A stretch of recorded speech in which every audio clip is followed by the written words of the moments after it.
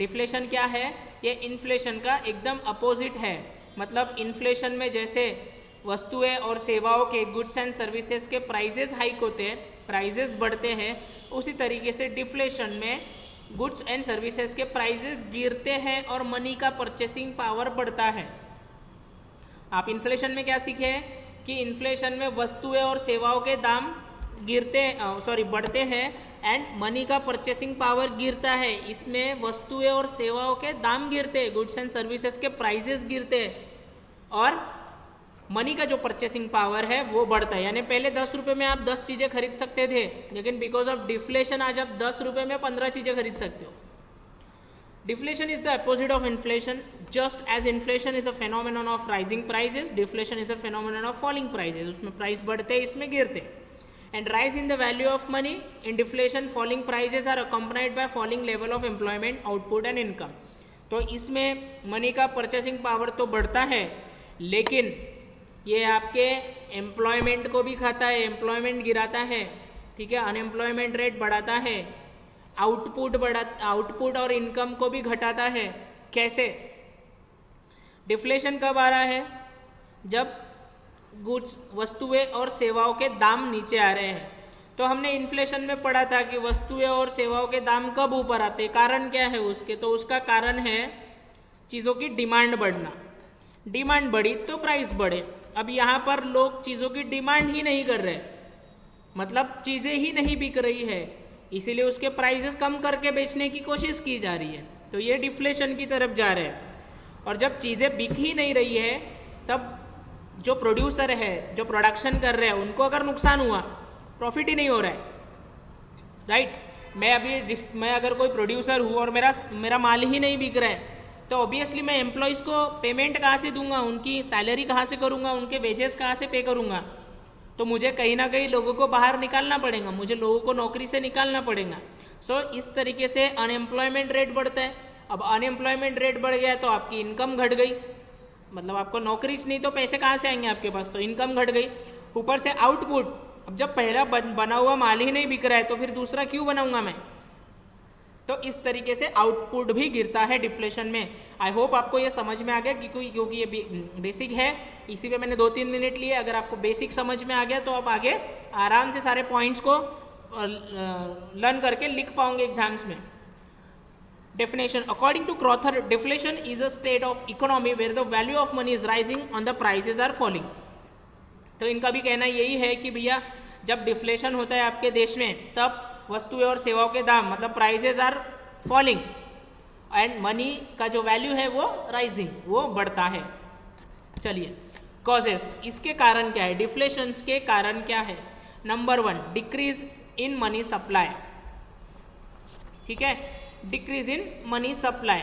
अभी जैसे मैंने आपको मॉनेटरी पॉलिसी के बारे में जब भी बताया था, ठीक है, तो मॉनेटरी पॉलिसी दोनों साइड से काम करती है। इन्फ्लेशन बहुत बढ़ रहा है तो इकोनॉमी में CRR, SLR जैसी चीज़ों के परसेंटेज बढ़ा के इकोनॉमी से पैसा सक कर लेना, खींच लेना, RBI के तरफ, अपने तरफ खींच लेना बैंकों से। और डिक्रीज इन मनी सप्लाई, तो जब ऐसा पैसा खींच लेती है RBI, ओके, इकोनॉमी से जब पैसा एब्जॉर्ब कर लेती है, CRR बढ़ा दिया, SLR बढ़ा दिया, तो बैंकों का मैक्सिमम पैसा RBI के पास चला जाता है। तो बैंक के पास बिजनेस करने के लिए पैसे नहीं रहते, तो बैंक लोन नहीं देती, तो लोगों के पास पैसे नहीं रहते तो लोग डिमांड क्रिएट नहीं करते, और डिमांड क्रिएट नहीं करते तो वस्तुएं और सेवाओं के दाम गिरते हैं, क्योंकि माल ही नहीं बिकता। सो डिक्रीज इन मनी सप्लाई, यहाँ पे वो कॉन्सेप्ट बैठता है। समझ में आ रहा है आपको? देखिए, contractions in currency by the monetary authority causes contractions of bank loan. As a result of the sum of the income with the people falls, leading to the decrease in demand and for goods and services, and with the supply of goods remaining the same, the result is decrease in the price level. So ये जो अभी हमने पढ़ा English में, right, इसका यही मतलब है जो मैंने अभी आपको हिंदी में समझाया।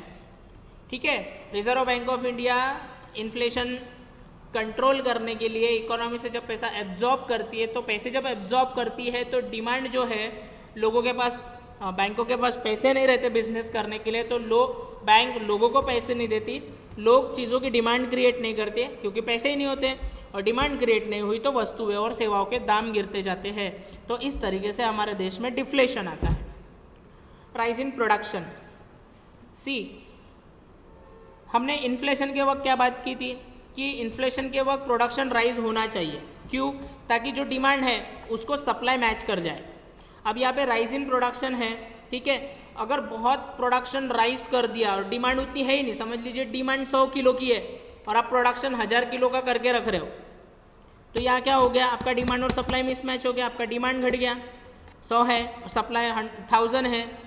समझ में आ गया? तो ऐसे वक्त लोगों को 10 ऑप्शन रहते, वो कहीं से भी खरीद सकते हैं क्योंकि इजीली अवेलेबल है चीज़, क्योंकि 1000 किलो है, 10 लोगों के पास होगा। समझ में आ रहा है? सो ऐसी चीज़ों में मतलब अगर आप प्रोडक्शन राइज होता है किसी भी वस्तु का, तो उसका जो सप्लाई बढ़ जाता है, डिमांड घट जाती है। ऐसी ज़रूरत ऐसी जगहों पे लोगों को इजीली अवेलेबल होती है वो प्रोडक्ट, इसलिए लोग उसका प्राइस हाइक नहीं होता क्योंकि उसकी उतनी डिमांड नहीं रहती, क्योंकि वो इजीली अवेलेबल है, सप्लाई ज़्यादा है। तो इन शॉर्ट कहने का मतलब यही है कि जब किसी चीज़ का सप्लाई ज़्यादा रहता है तो उसके प्राइसेस गिरते हैं, जब किसी चीज़ की डिमांड ज़्यादा रहती है तो उसके प्राइसेस हाइक होते हैं। इसलिए तो डिमांड और सप्लाई जहाँ पर इक्विलिब्रियम होते हैं वहीं पर प्राइस डिसाइड होता है। जहाँ डिमांड बढ़ गया, सप्लाई घट गया तो प्राइस हाइक होती है, जहाँ डिमांड घट गया, सप्लाई बढ़ गया तो प्राइस फॉल होना ही है। सो राइज इन प्रोडक्शन मतलब ही सप्लाई बढ़ जाना है, और सप्लाई बढ़ जाना किसी वस्तु का ये उसके प्राइसेस पर इम्पैक्ट करती है, मतलब प्राइसेस को नीचे लेकर आती है। In deflation, this is what deflation. Now central bank's monetary policy. Third point is central bank's monetary policy. So we will discuss about this. Central banks monetary policy पर हमने डिस्कशन किया है कि मॉनेटरी पॉलिसी में इस तरीके से होता है, CRR SLR बढ़ाया दिया तो इकोनॉमी से पैसा सक हो गया, रेपो रेट को बढ़ा दिया तो इकोनॉमी में पैसा जाता ही नहीं है, रिवर्स रेपो रेट को बढ़ा दिया तो इकोनॉमी से पैसा सक हो जाता है। ये सारी चीज़ें आपको समझेंगी आगे, ठीक है। जब मॉनेटरी पॉलिसी में बैंक रेट बढ़ाया जाता है तो इसमें इंटरेस्ट रेट बढ़ते हैं। इंटरेस्ट रेट बढ़े तो पब्लिक पैसे लेने नहीं आती, पैसे लेने नहीं आए तो लोगों के पास पैसे नहीं रहते, पैसे नहीं रहते तो डिमांड नहीं रहती, डिमांड नहीं रहती तो वस्तुओं के दाम घटते हैं। Over valuation of currency. See, currency का अगर ओवर वैल्यूएशन हो गया, due to over valuation of the domestic currency the import can rise and export fall. ठीक है, ओवर वैल्यूएशन जब करेंसी का होता है तब डीवैल्यूएशन भी होता है, मतलब आपका इंपोर्ट्स बढ़ता है और आपका एक्सपोर्ट घटता है, creating excess of goods on one hand and decrease of money supply on the other hand, since increase in import results in flowing out of money supply from the economy, such as situation leads to deflation. ठीक है, जैसे अगर आप import बढ़ा रहे हो तो आपका मैक्सिमम पैसा देश के बाहर जा रहा है, एक्सपोर्ट घटा रहे हो तो पैसा आ ही नहीं रहा है, तो आपका इन शॉर्ट जो मनी का जो सप्लाई है वो आपकी इकोनॉमी में न होते हुए बाहर की इकोनॉमी में, मतलब दूसरे कंट्री में वो पैसा जा रहा है और आपके तरफ पैसे का शॉर्टेज है, आपकी चीज़ें लोग खरीद नहीं रहे हैं। देखिए, समझने की कोशिश करिए, दो चीज़ है, दो पेन है, एक पेन इंडिया में बनता है, एक पेन अमेरिका में बनता है या चाइना में, जापान में, कहीं से भी पकड़ लो। तो एक पेन जो इंडिया में बनता है लोग उसको नहीं खरीद रहे, लोग कौन सा खरीद रहे हैं, जो जापान में बनता है। ओके, तो पूरा पैसा जापान की तरफ जा रहा है, जापान के पेन की डिमांड क्रिएट हो रही है, उसके प्राइस हाइक हो रहे हैं, तो उसके देश में थोड़ा बहुत इन्फ्लेशन आ रहा होगा, मतलब वो लोग पैसे कमा रहे हैं। और हमारे देश में हमारा ये जो पेन बना है ये बिक ही नहीं रहा है, ये बिक नहीं रहा तो इसकी डिमांड ही क्रिएट नहीं हो रही, तो इसका प्राइस हम कम कर बेचने की कोशिश कर रहे हैं, मतलब धीरे धीरे ये डिफ्लेशन की तरफ जा रहा है। तो ओवर वैल्यूएशन ऑफ करेंसी भी एक कॉज है डिफ्लेशन का। Imported deflation, decrease in public expenditure. Decrease in public expenditure, मैंने आपको बताया था लास्ट लेक्चर में, हमने फिस्कल पॉलिसी की जब डिस्कशन की थी तो उसमें मैंने आपको एक छोटा सा एग्जांपल बताया था कि नागपुर शहर में अभी मेट्रो बन रही है, तो मेट्रो बन रही है तो उसके लिए बहुत सारा सीमेंट, बहुत सारा लोहा, बहुत सारा मैन पावर, मशीन, मटेरियल, पैसा, बहुत सारी चीज़ें लगी, बहुत सारी चीज़ों की हमने डिमांड क्रिएट की, और जब डिमांड क्रिएट की तो उसके प्राइजेस हाइक हुए तो महंगाई आ गई। अब इसी का उल्टा है ये डिक्रीज इन पब्लिक एक्सपेंडिचर, तो ये जो मेट्रो बनाना है इसको पब्लिक एक्सपेंडिचर कह सकते हैं। तो गवर्नमेंट ने क्या की कि ये प्रोजेक्ट को कर दी बंद 2 साल के लिए, बोले 2 साल बाद देखेंगे। तो 2 साल बाद देखेंगे तो सडनली इसकी डिमांड गिर गई, सडनली इसका मैन, मनी, मशीन, मटेरियल, जो चीज़ें इसके फैक्टर ऑफ प्रोडक्शन को लग रही है वो सारी की सारी चीज़ों की डिमांड गिर गई। और जब डिमांड गिर गई तो प्राइस गिरेंगे, क्योंकि सीमेंट का उतना हम डिमांड नहीं कर रहे हैं, हम लोहे का उतना डिमांड नहीं कर रहे हैं, तो उसका प्राइस गिरेगा। प्राइस गिरेगा तो डिफ्लेशन की तरफ जाएगा। सो डिक्रीज इन पब्लिक एक्सपेंडिचर भी एक कॉजेज है इन्फ्लेशन का। इसीलिए कहा जाता है कि इकोनॉमी जो है वो हमारी शरीर की तरह होती है, हमारी बॉडी। आप बहुत एक्सेस खाना खा लोगे तो बॉडी में बॉडी इंक्रीज हो जाएंगे, इन्फ्लेशन आ जाएगा, आप बहुत पहलवान टाइप दिखने लगोगे, आप थोड़े मोटे हो जाओगे, राइट। आपको हार्ट अटैक आ सकता है, उससे आपकी डेथ भी हो सकती है। तो इन्फ्लेशन बहुत, जैसे मैंने हाइपर इन्फ्लेशन पढ़ाया था, बहुत डेंजरस होता है। डिफ्लेशन में आप बारीक होते जा रहे हो, आप कुपोषित होते जा रहे हो, तो ये भी गलत है। आपको बॉडी मेंटेन करना है, जितनी फूड की आवश्यकता उतना आपको लेना ही पड़ेगा, ठीक है, ना कम होने देना है ना ज़्यादा होने देना है, मेंटेन करना है। सो इन्फ्लेशन भी गलत है और डिफ्लेशन भी गलत है, लेकिन दोनों में क्या ज़्यादा गलत है वो हम आगे के स्लाइड्स में पढ़ेंगे। Imported deflations. As a result of deflations in the neighboring country, deflations can set in the domestic economy. Let us assume in deflationary situations in the economy of the country, a domestic country B will find goods and services cheaper in country A and will try to import in large. देखो imported deflation अभी जो हमने over valuation पर discussion किया है, अभी हमारे mobile phones आप देखोगे इंडिया में अगर बनाने वाले लोग होंगे तो वो महंगा बेच रहे हैं, चाइना से सस्ते मोबाइल फ़ोन आते तो हम ज़्यादातर चाइना के मोबाइल फ़ोन खरीदते हैं।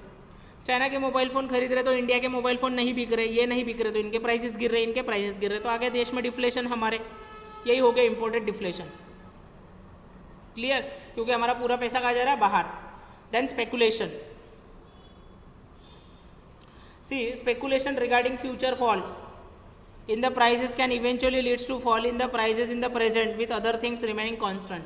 देखो स्पेकुलेशन यानी लोगों को लगता है कि भैया आगे चल के प्राइसेस जो है वो बढ़ने वाले हैं, इसलिए सस्ते दामों पे अभी दाम सस्ते कर दो, बेच दो।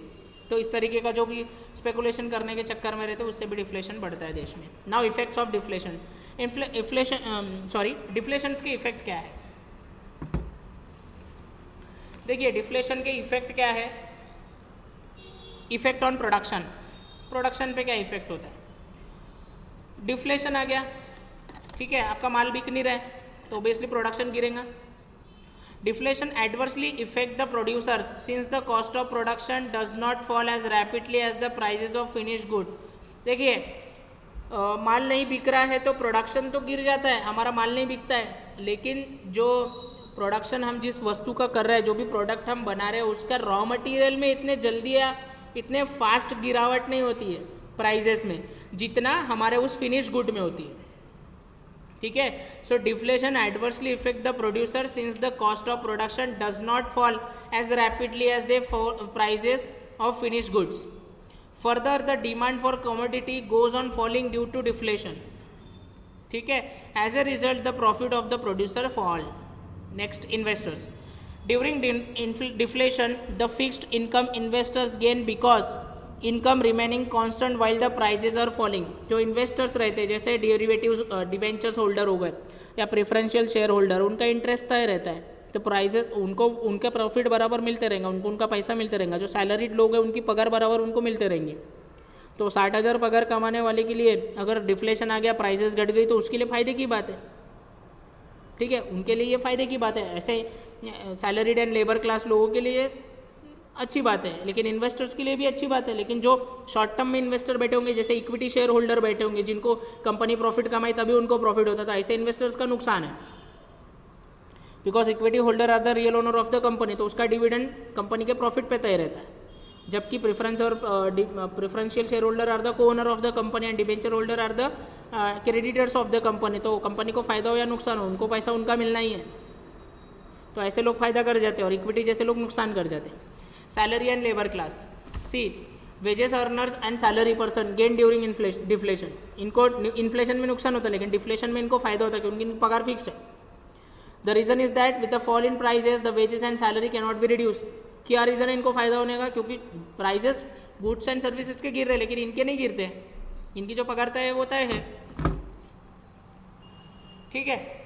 सो इनको फायदा हो जाता है। Next, consumers. The consumers generally gain due to falling prices because their purchasing power rises. Consumer को भी फायदा होता है क्योंकि उनका परचेसिंग पावर बढ़ रहा है जब प्राइजेस गिर रहे हैं, तो सिंपल है, कंज्यूमर का फायदा होता है। Creditors and debtors.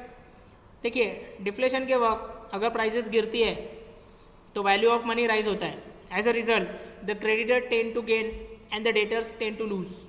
तो जो क्रेडिटर्स है उसको क्या होता है, प्रॉफिट होता है, और जो डेटर्स है जिनसे पैसे ले रहे हैं उनको नुकसान होता है. सो ये थे effects of deflation. Remedies to control deflation.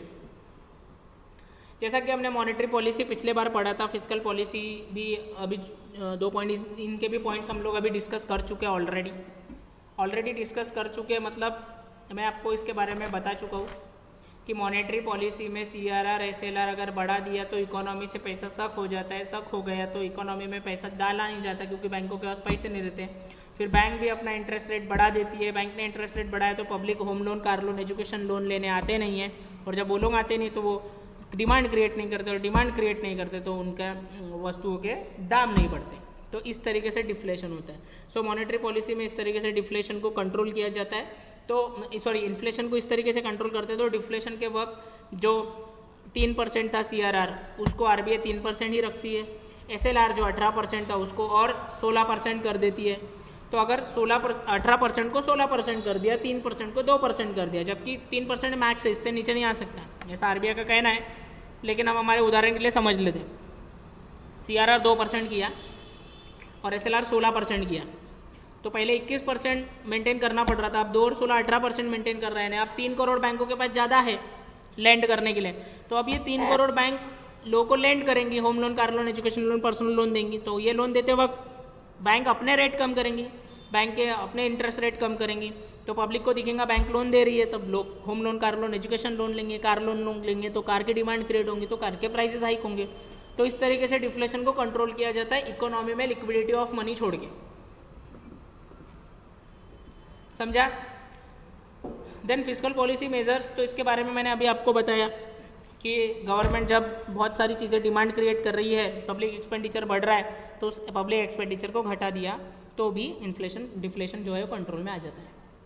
Other major regulations of production. तो production in the economy should be regulated in such a way that the problem of overproduction does not arise and it matches with the existing demand. मतलब production इतना ज़्यादा भी मत बढ़ाओ, उसको control में करो ताकि डिमांड और सप्लाई मैच हो जाए, ताकि डिफ्लेशन ना हो. Relaxation on exports and reductions of import. ठीक है, एक्सपोर्ट को बढ़ाओ, इम्पोर्ट को घटाओ. जैसा इन्फ्लेशन में हम क्या कर रहे थे, इम्पोर्ट को बढ़ा रहे थे, एक्सपोर्ट को घटा रहे थे, या एक्सपोर्ट को बढ़ाओ, इम्पोर्ट को घटाओ, ताकि बाहर का पैसा भी हमारे इकोनॉमी में आए तो हमारी इकोनॉमी अच्छे तरीके से चलने लगी. इस तरीके से भी डिफ्लेशंस को कंट्रोल किया जा सकता है. Inflation and deflation compare. चलो अब इसका कंपैरिजन देखते हैं कि क्या बेटर है, क्या बुरा है. ठीक है, सो पढ़ोगे तो भी आपको आइडिया आ जाएगा maximum.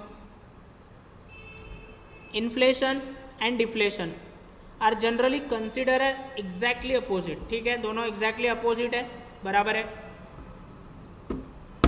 Inflation implies a rise in prices. Inflation में प्राइसेस बढ़ते हैं, which may not essentially bring about any increase in employment. Deflation is the fall in prices accompanied by increasing in unemployment. ठीक है, तो उसमें employment बढ़ती है, इसमें घटती है. बहुत क्योंकि उसमें इन्फ्लेशन इसलिए उसमें एम्प्लॉयमेंट इसलिए बढ़ती है क्योंकि प्रोडक्शन ज़्यादा करना पड़ता है. प्राइस हाइक हो रहे हैं, लोग डिमांड कर रहे हैं, तो डिमांड कर रहे हैं तो प्रोडक्शन करना पड़ेगा, प्रोडक्शन करना पड़ेगा तो मैन पावर लगेगा, इसलिए एम्प्लॉयमेंट बढ़ता है. डिफ्लेशन में माल ही नहीं बिकता, डिमांड ही क्रिएट नहीं होती, तो पहला माल ही नहीं बिका तो फिर नया एम्प्लॉयमेंट कहाँ से जनरेट करेंगे. तो और जो इवन माल नहीं बिका तो जो है उनको भी निकालना पड़ता है. तो डिफ्लेशन जो है वो अनएम्प्लॉयमेंट को बढ़ावा देता है और इन्फ्लेशन एम्प्लॉयमेंट को. So both inflation and deflation are evils. दोनों भी बदमाश है, दोनों भी राक्षस है हमारे लिए. Which create economic imbalance, social distortions and often political disturbances. जो कि हमारे देश में आर्थिक प्रॉब्लम तो लाता ही है, सामाजिक प्रॉब्लम भी लाता है और राजनीतिक प्रॉब्लम्स भी लाता है. ठीक है, political disturbances. However if a choice is to be made between the two, inflation is a lesser evil of the two. अगर हम इन दोनों में से अगर हमें किसी को चूज करना है, ओके, तो हम इस तरीके से चूज कर सकते हैं कि भैया इन्फ्लेशन जो है वो कम बदमाश है डिफ्लेशन से, यानी कम बेकार है. इन्फ्लेशन थोड़ा बेटर है डिफ्लेशन से, डिफ्लेशन बहुत बेकार है. Keynes stated inflation is unjust, deflation is inexpedient. Of the two deflation is worse. दोनों में डिफ्लेशन जो है वो सबसे वर्स्ट है. कैसे देखते हैं. Inflation is unjust. See, inflation is said to be unjust due to following reason. इसको अनजस्ट क्यों कहते हैं? फॉलोइंग रीजन के कारण. देखिए, inflation increase inequality of income and wealth between different classes of people in the community. अभी इस inflation में क्या क्या होता है? इन्फ्लेशन में क्या होता है? इन्फ्लेशन में जो लोगों की इनकम है वो कम ज़्यादा होती है. कुछ लोगों के पास बहुत पैसे आते हैं, कुछ लोगों के पास बिल्कुल पैसे नहीं आते. तो क्लासेस तैयार होती है इकोनॉमी में. हमारे देश में आप देखोगे lower class, upper class, middle class, higher lower class, ऐसे लोग मिलेंगे आपको. So inflation increase inequality of income. Inflation के कारण जो इनकम में कम ज़्यादा होती है, इनकम में कम ज़्यादा हो गए तो क्लासेस तैयार होते हैं इकोनॉमी में. ये एक प्रॉब्लम है इन्फ्लेशन का. Second, it encourages speculations and hoarding. Professor CN. Vakil has remark on inflation as an invisible robbery. तो सी.एन. वकील क्या बोलते हैं कि ये इनविजिबल रॉबरी है, मतलब दिखाई नहीं देता लेकिन रॉबरी है. क्योंकि देखो महंगाई है, जो चीज़ 100 रुपये की हो रही थी आपको पहले, अब आपको 110 रुपये देना पड़ रहा, तो आपकी जेब से 10 रुपये की इनविजिबल रॉबरी होगी जो आपको समझ में भी नहीं आया. ठीक है. दूसरी बात, ये स्पेकुलेशन और होवार्डिंग को बढ़ावा देती है, जैसा कि हमने पिछले वीडियोस में बताया. इसके बारे में पढ़िए, आप पिछला वीडियो देखिए. स्पेकुलेशंस और होवार्डिंग को बढ़ाती है. तीसरा प्रॉब्लम है क्रेडिटर्स मेकिंग सैक्रिफाइस और losers while debtors gain effort without efforts. अब इसमें जो जिनको पैसा देना है वो नुकसान कर जाते हैं, जिनसे पैसा लेना है वो फायदा कर जाते हैं बिकॉज ऑफ इन्फ्लेशन. तो ये भी हमने डिस्कस किए पिछले वीडियो में, देखिए कैसे. तो ये एक तीसरा कारण है. चौथा, inflation causes artificial prosperity in the economy. The rising prices change ultimately into falling prices resulting in deflation. ठीक है. तो इन्फ्लेशन क्या है? ये आर्टिफिशियल प्रॉस्पेरिटी है इकोनॉमी की.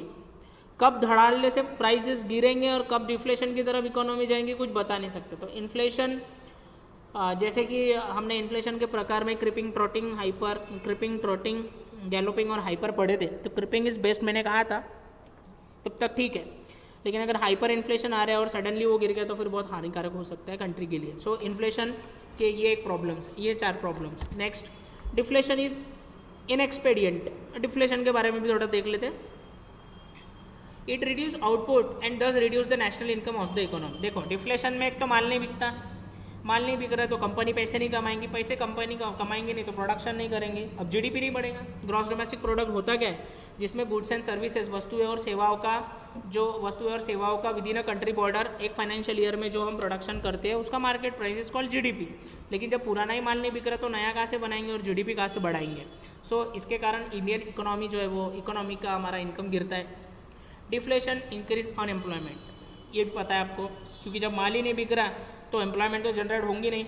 इवन जो है उनको भी निकाला जाता है क्योंकि पैसे ही नहीं है उनकी पगार देने के लिए, क्योंकि माल ही नहीं बिक रहा है. थर्ड प्रॉब्लम ये है, level of investment in the economy is reduce due to climate of emission. ठीक है. अब ऐसा क्लाइमेट है, प्राइस रिड्यूस हो रही, तो इन्वेस्टमेंट कहाँ बढ़ेंगी इकोनॉमी में? ऐसी इकोनॉमी में कौन जाएगा जहाँ पे माल ही नहीं बिक रहा, डिफ्लेशन हो रहा है, लोगों के पास पैसे नहीं है चीज़ें खरीदने के लिए. तो ऐसी इकोनॉमी में इन्वेस्ट नहीं करता कोई बाहर का देश. जैसे आप FDI या FII की बात करेंगे, foreign direct investment, foreign institutional investment. I hope last videos में मैंने पढ़ाया इसके बारे में भी, तो थोड़ा गूगल करिए या इन्हीं वीडियो को बार बार देखिए तो शायद आपको समझ में आएगा. तो ऐसी डिफ्लेशन वाली इकोनॉमी में या इन्फ्लेशन हो जिस कंट्री में, बहुत ऐसी जगहों पे ऐसी दोनों परिस्थिति में लोग इन्वेस्टमेंट नहीं करते किसी कंट्री में. And the fourth point is recovery from deflation is difficult whereas comparatively inflation is easier to control. अब डिफ्लेशन में अगर एक बार आप गए, 1930 में अमेरिका गया था डिप्रेशन में, डिफ्लेशन, और उसके बाद नेक्स्ट स्टेज डिप्रेशन ही रहती है. मतलब डिफ्लेशन के बाद नेक्स्ट स्टेज डिप्रेशन रहती है अगर बहुत ज़्यादा होगी. जैसे इन्फ्लेशन में हाइपर इन्फ्लेशन हो गया तो कहीं ना कहीं कंट्रोल कर सकते हैं आगे फ्यूचर में, लेकिन डिफ्लेशन से बाहर निकलना थोड़ा हानिकारक ही होता है. थोड़ा मतलब उससे रिकवरी थोड़ी डेंजर रहती है, थोड़ी डिफिकल्ट रहती है, ऐसा बोलना मैं चाहता हूँ. सो डिफ्लेशन के ये पॉइंट है. ठीक है. अब आपको इन्फ्लेशन के भी समझा दिया, डिफ्लेशन की भी समझा दिया. अब इन्फ्लेशन इज लेजर एविल. अब इन्फ्लेशन लेजर एविल कैसे? ठीक है. इन्फ्लेशन या डिफ्लेशन से बेस्ट कैसे है, या बेटर कैसा है, या कम बेटर, तो ज़्यादा खराब क्यों नहीं है? Through both inflation and deflation are evil in the economy, जो अभी हमने पढ़े. Still inflation is lesser evil. कहते हैं कि इन्फ्लेशन जो है वो लेजर एविल है, छोटा बदमाश है, मतलब छोटा राक्षस. Keynes was quite aware of the danger of excessive inflation but he thought it's to be comparatively less dangerous than deflation. तो कीनेस बोलते हैं कि हाँ, एक्सेसिव इन्फ्लेशन भी डेंजर रहता है लेकिन ये डिफ्लेशन से ज़्यादा डेंजर नहीं रहता. कैसे? तो नीचे के points. Point number 1, inflation results in inequitable distribution of income. Inflation में जो इनकम रहती है वो कम ज़्यादा होती है, जो अभी हमने पढ़े, but it does not reduce the real income of the community, लेकिन वो कम्युनिटी की इनकम नहीं गिराता। ठीक है, मतलब मैं 10 रुपये कमा रहा हूँ, आप 100 रुपये कमा रहे हैं, ठीक है। इन्फ्लेशन में ऐसा हो सकता है कि मैं कम कमा रहा हूँ, आप ज़्यादा कमा रहे हैं, लेकिन कम्युनिटी का टोटल 110 आ रहा है। कम्युनिटी की इनकम नहीं गिरती, यानी नेशनल इनकम नहीं गिरती, देश की इनकम नहीं गिरती, देश की इनकम बढ़ती है, जीडीपी बढ़ता ही है।